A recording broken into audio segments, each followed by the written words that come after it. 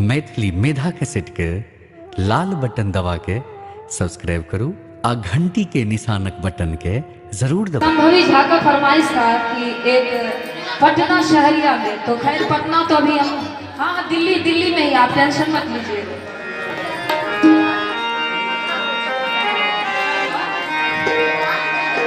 और तो आइए बहुत सुंदर लोकगीत। हेलो, इसका आवाज कम हो जा रहा है, कभी कुछ हारमोनियम का थोड़ा सा ज्यादा आवाज दीजिए, क्योंकि कीबोर्ड से थोड़ा सा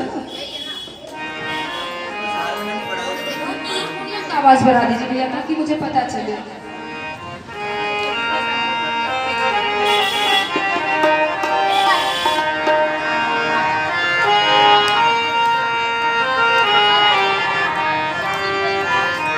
तो आइए बहुत सुंदर फरमाइश। पटना शहरिया में, सॉरी संभवी झा देख रहे हैं कि दिल्ली में है और पटना का नाम ले रही है। दिल्ली शहरिया में बस तो से